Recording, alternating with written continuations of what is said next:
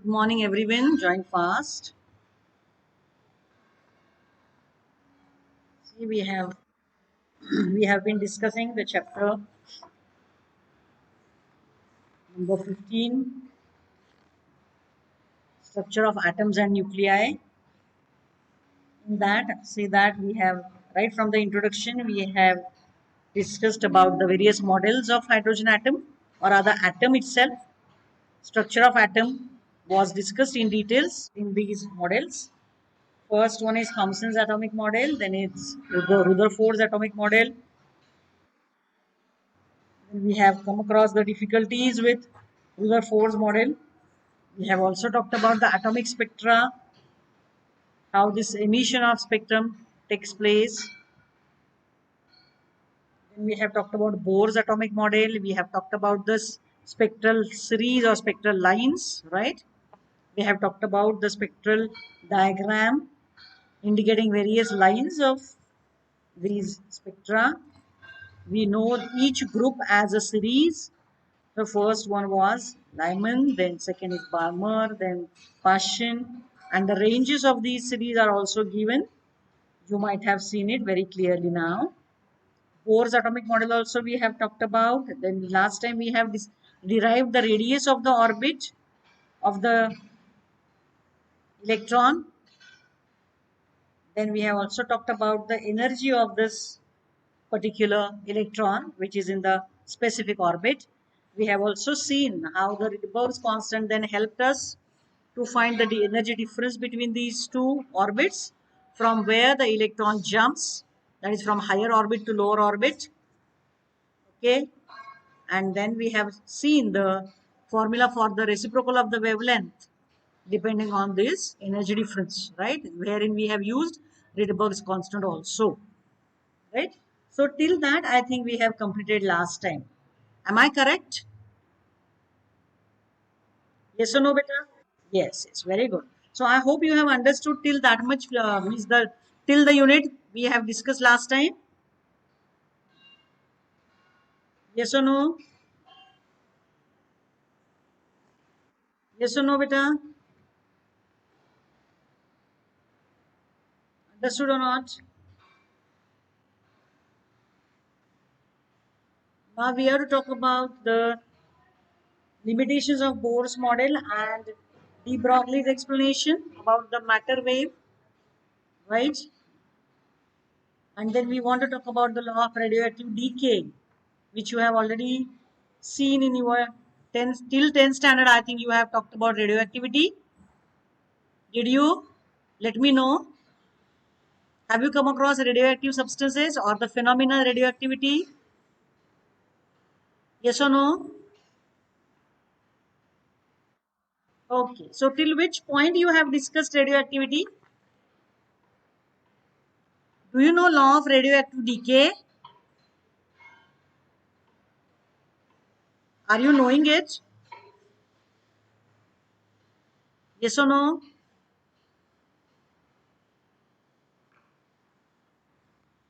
Yes, beta. Okay, till everybody joins right now. Okay, ask every other student to join fast.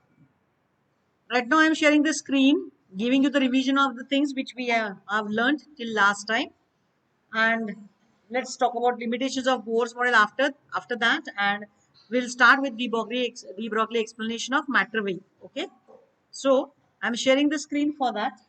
So let's first have the revision which you will have. Until that, I'll tell you the things about de Broglie explanation or de Broglie waves that are known as matter waves. Okay, I hope everybody has book with him or her, and we are talking about the page number 330. So I hope you have textbook and a pencil in your hand, also a notebook and a pen with you. This is what I suppose, huh? Or I expect from you.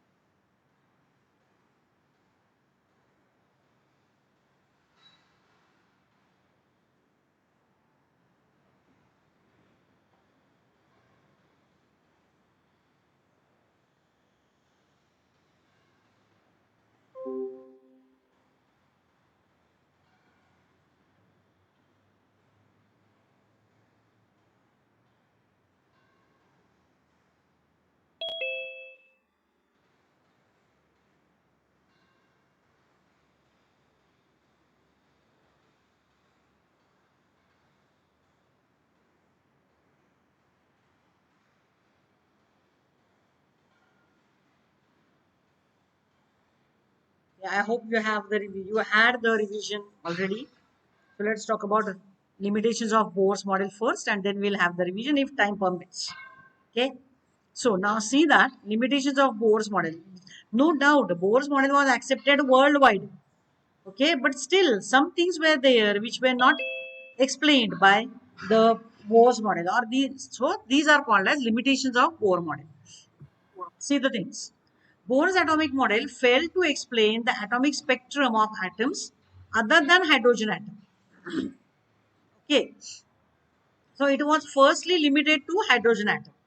Nowadays, the science has developed so high or so wide say that nowadays we accept Bohr's model for hydrogen atom, and based on that only we are talking about the other spectral lines also. But till that time, it was known that for hydrogen atom Bohr's model is there. Then Bohr model could not give better explanation of hydrogen spectrum because it could not explain the spectrum when two spectral lines are very close to each other. Okay, see that if you have just gone through the spectral lines or the diagram of spectral lines, look at the page 328. Page number is 328. Have a look to that. See the diagram 15.4. Over there, the very nicely drawn energy level diagram is there, clearly indicating the transitions between the discrete levels. But now see that if this happens simultaneously, okay, this is there when you are considering one electron going in this particular level and coming down, again the second electron, the same electron going in the next level, again coming down, like that. So for discussion purpose, it's very correct. You can limit your discussion to one electron, two electrons, etc., etc. But when such spectral lines are together, they are talked about or they are seen, then these spectral lines are observed to be very close to each other. And for that, no correct explanation or no, say, justification was or correct explanation was there by Bohr.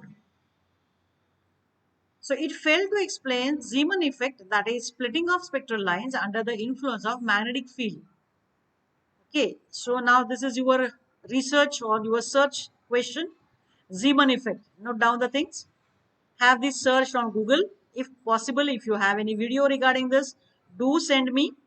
I'll go through that and will, if it is correct or if it is nicely explained in that, we can circulate it on our groups also. Okay, so note down your today's homework, Zeeman effect. It could not explain the ability of atoms to form molecule by chemical bonds. Okay, so actually it was not the scope of Bohr's model. So it couldn't explain the ability of atoms to form molecule by chemical bonds. It didn't means it didn't have that approach of having the study of bonds or chemical bonds or any bonds in the hydrogen atom itself. Okay, so the and basically the theory was for hydrogen atom. So no more weightage was given to the chemical bonds, etc. So this was a limitation of Bohr's model. Is it clearly understood? Yes or no? Let me know, beta. Yes, miss. Okay, fine. Now let's go for de Broglie hypothesis. Now see that actually de Broglie hypothesis, it was till that time, see that Einstein had developed his theory of relativity. Okay, and he was all over the world. He was giving lectures based on his theory or his assumptions or his perceptions. What he told is, in simple language, if you want to understand, then the thing is, whenever any matter particles moves with the speed of light, imagine an object, a particle moving with 3 into 10 raised to 8 meter per second velocity. Are you able to imagine it in terms of kilometers? How much it will be? Let me know. किती होईल सांगा kilometre मध्ये? How much it will be in kilometers? काढा बरं. Yes, 5 zeros on 3, so 3 lakh. Yes or no? Yes or no, beta? Yes, miss.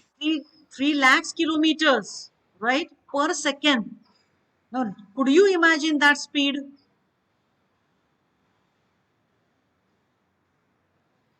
Now, I believe that you have imagined that speed now. Huh? Now, listen. If that much speed, any object is thrown or it is moving with that much speed, are you able to see that object? Will it be visible? Yes or no? No, ma'am. No. So that's why we can relate that this hugely or highly moving object moving with this much speed, as it is invisible for us, it has turned itself into energy. Followed? Yes or no? Understood or not? Yes or no? Say something. This is Einstein's theory of relativity in simple language. So using that means that time, as this was the era of modern physics. De Broglie also put his hypothesis, and he could say that every matter has a wave with it. Of course, moving object, no doubt. So this is known as de Broglie hypothesis, and these waves are called as matter waves or de Broglie waves. Okay. So de Broglie hypothesis say that all matter has both particle and wave nature. Followed? So every matter particle, it has a wave nature with it. That's what his hypothesis was. So according to de Broglie, only those orbits will be stable which will have an integral multiple values of wavelength. Okay. So means whose the wave the orbits in which this integral multiple value of wavelength is there, it was related to the angular momentum. Remember. So it was, in general, we can write 2 pi Rn is equal to n into lambda n. So this is the standing electron wave of an electron. This is an electron. Electron is possessing a wave. That's what his prediction was. Okay. So now see that this lambda n is equal to 2 pi Rn into n. So 2 pi Rn, remember, this is the circumference of that electronic orbit, and that has to be integral multiple of the wavelength. Okay. So it is lambda n is equal to 2 pi Rn upon n. Now, thus de Broglie wavelength is related to the linear momentum. Okay. We are talking about linear momentum first, and then we'll talk about the angular momentum later. So de Broglie wavelength is related to the linear momentum Pn of the particle. N here is the suffix indicating that it is the nth orbit of the electron. Okay, it is the general most orbit of the electron. You can have any value of this n. So lambda n is equal to h upon pn. Now I hope you know this relation. We have learned it in photoelectric effect also. This is based on Max Planck's quantum theory, right? H is equal, rather it was E is equal to h nu. Based on that, you have got this particular relation. So lambda n is equal to h upon pn equal to h upon pn is m into vn, mass into velocity of the electron in the nth orbit. Now substituting this equation in our equation, we'll get pn is equal to h into n upon 2 pi rn. Is this clear?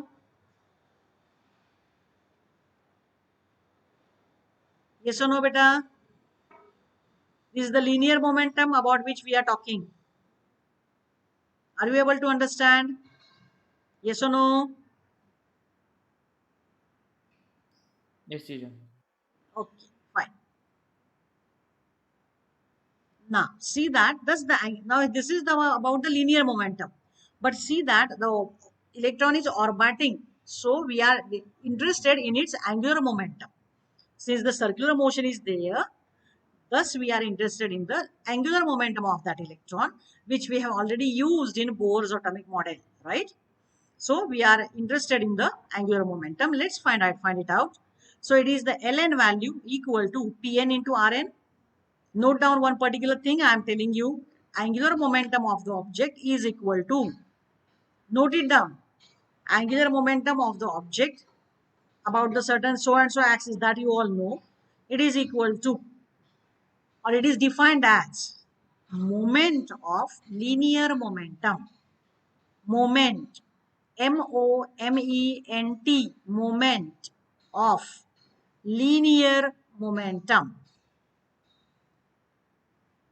Comma करून लिहा, have a comma and then write. Thus L is equal to capital L, symbol for angular momentum, it is equal to R into P, R into P, where R is that moment, means the distance between the two.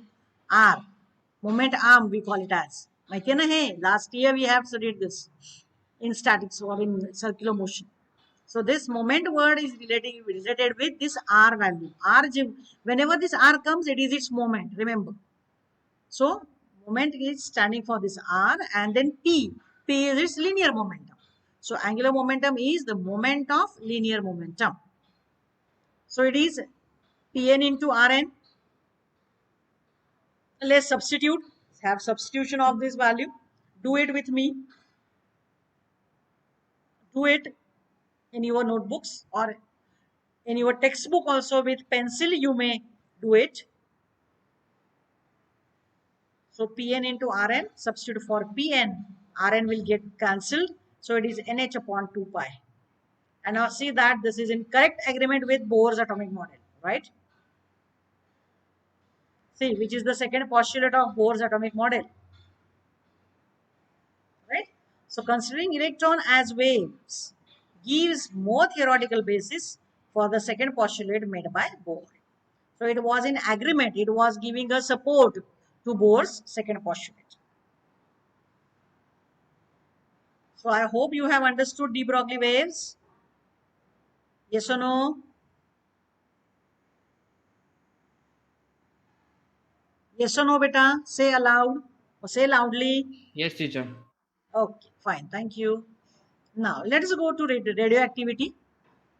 Radioactivity starts from the heavy nucleus, right?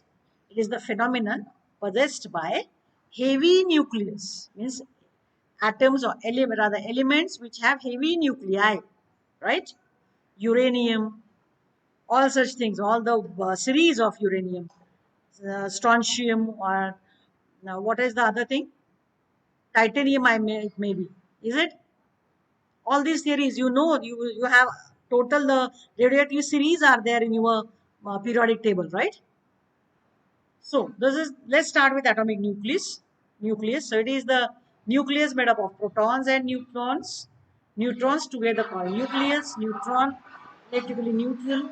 Proton positively charged. Electron negatively charged. Number of protons is number of electrons. They are represented as Z, which is the atomic number.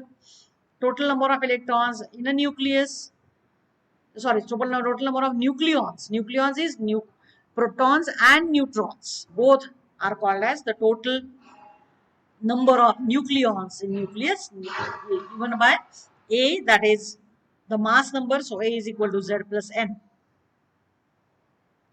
The atoms of an element X are represented by the symbol for the element, and its atomic and mass number are given like this. You know this symbol. You have been studying this symbol right from your school level. So X, A, Z. Z gives you its,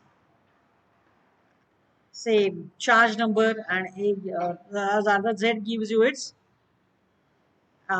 charge number only, and A gives you its mass number, right? So now let's talk about isotopes. Isotopes you are knowing, isobars also you know, isotones you are knowing. I'm not going into these details since we are moving to the radioactivity part.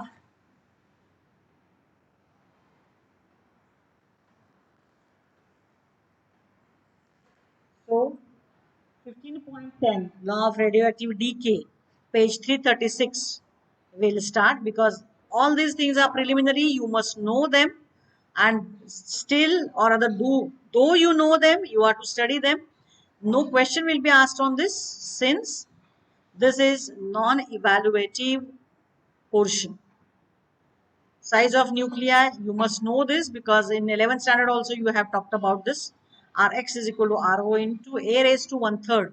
You know this, that is cube root of A, right? So radius of the orbit you must know. No doubt I'll be sharing these notes with you so you can go through it as well. Nuclear forces you will study. Binding energy also you will study. This is non-evaluative portion.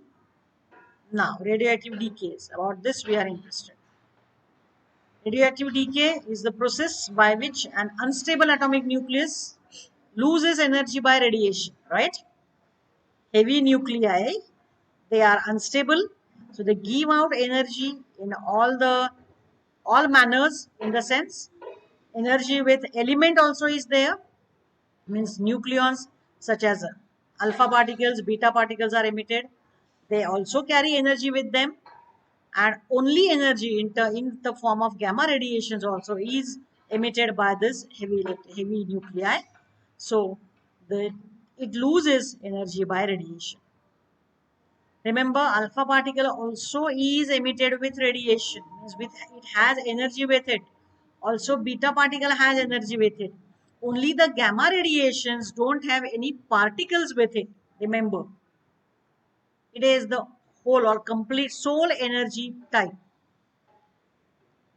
So, a material containing unstable nuclei is considered to be radioactive, and the phenomenon possessed by it is called as radioactivity. So, decaying nucleus is known as parent nucleus. Nucleus produced after the decay is called as daughter nucleus. Now, types of radioactive decays is first alpha decay, then beta, then gamma. Three types of decays are there. See, this is the chart in which how the transition takes place, or what is the change in atomic number and mass number is given. So say, have a look to this. When alpha particle is decayed, or when alpha decay takes place, one alpha particle is emitted from the nucleus. This alpha particle, we know it as helium nucleus, has mass of four hydrogen atom, and charge of two hydrogen atoms, say. So it is AXZ. A is decreased by 4, Z is decreased by 2, mass number is decreased by 4, charge number is decreased by 2, and alpha particle is emitted. So see that change in Z is -2, change in A is -4. Okay.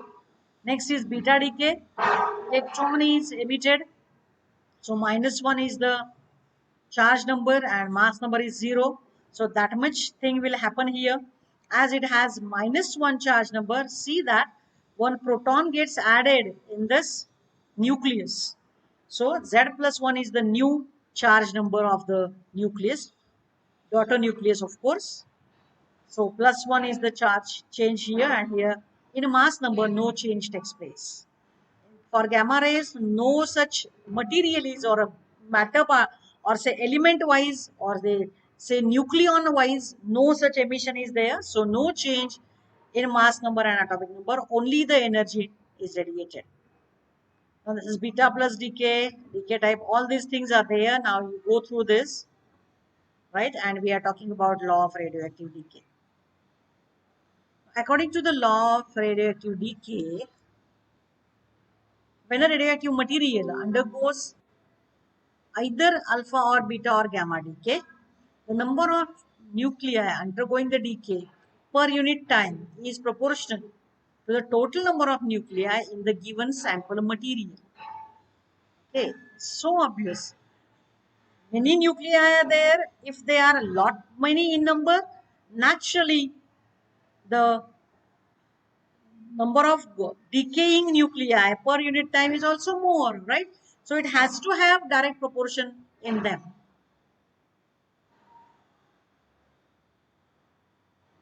So if n in bracket t, means if n is the function of t, remember you know this type of notations now.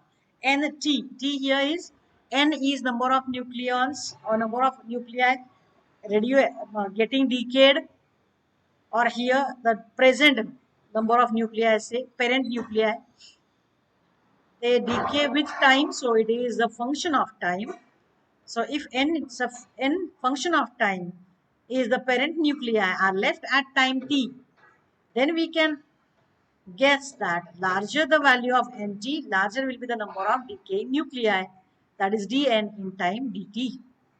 So number of nuclei disintegrating in time t or decaying in time t, if it is dn, then it has to be in agreement with or directly proportional to this nt, where n is the number of nuclei at that time. Remember, number of nuclei present at that time, the time at which you are calculating the rate of change of or rate of the radioactive decay. Okay, number of nuclei disintegrating per unit time, that is dn upon dt. Okay, now also larger the interval dt, larger will be the number of particles decaying in that interval, isn't it? If you widen your span of time, naturally many nuclei will be disintegrating. So again, it is a function of time, and that too it is directly proportional. Thus, you can write down this dn is directly proportional to minus nt into dt. Now, why this minus? Because number of nuclei remaining with you are decreasing time wise, thus decreasing with time. So it has to be negative.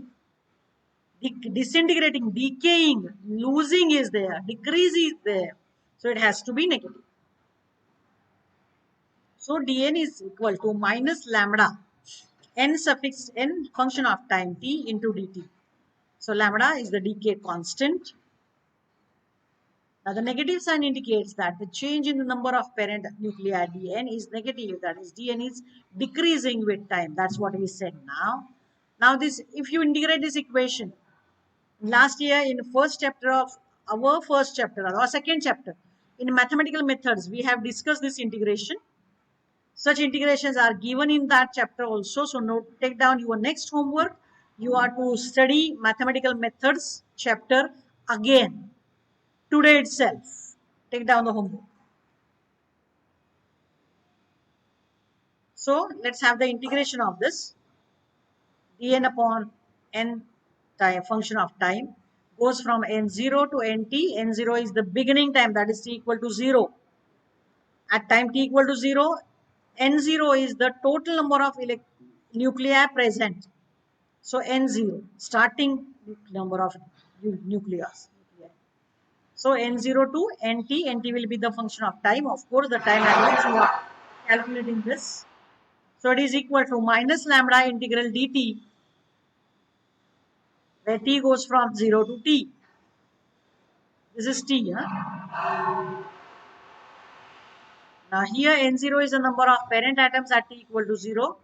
Integration gives now 1 upon x or 1 upon n. This is the integration of log n. Huh? This is log n. So log n is the integral first of all. It is a definite integral, so lower or a bounded integral you may say. Lower limit is n0, upper limit is nt. So our method is we substitute the upper value first in the value, the integral, then minus, and we substitute lower limit. I hope you know this. Yes or no? Yes or no? Anybody? May I get the answer? Yes, ma'am. Okay. So this is the first value t, you have substituted nt. So it is log of nt minus log of n0. Now whenever two logs are subtracted, we know that it is the log of the division of those two numbers. We have seen the rules of or laws of logarithms also. So it is ln. Ln because it is the natural base. It is not the 10 as decimal base is not there. This is natural base. You know it is 2.303. Okay. So it is nt upon n0 log of that equal to minus lambda into t. This integral is of course t. Upper limit is t, so it has the value of t only. Now, so ln nt upon n0 is equal to minus lambda t. Now I am taking exponential of this, so I am making both the sides raised to exponential base, that is e. which is the natural base. Okay, so if I take this particular left hand side raised to x raised to e natural base, then this logarithm will go out, e also goes out, they are reciprocals of each other, inverse functions of each other rather. Note it down if you don't know. Logarithm and exponential are inverse functions of each other. So I am left with only the division. So nt upon n0 is equal to e raised to minus lambda t. Take down the step in between which I am telling you now. Nt upon n0 is equal to e raised to minus lambda t. Thus nt is equal to n0 into e raised to lambda t minus lambda t, of course. So this is the decay law of radioactivity. Now this rate of decay minus dnt by dt is called as the activity A in bracket T. This is very, very important. Note this sentence in your notebook, in textbook. Mark this in the textbook also. Activity is the word now. Will be used everywhere for dn upon dt. That too minus dn upon dt. Note it down very clearly. Okay, so I hope you have understood this relation of activity. This is the activity at time t. This is this original activity at time t0. This t equal to 0 rather. Okay, so we'll continue from this next time. We'll have a little more discussion on this, and then the chapter itself is completed by this.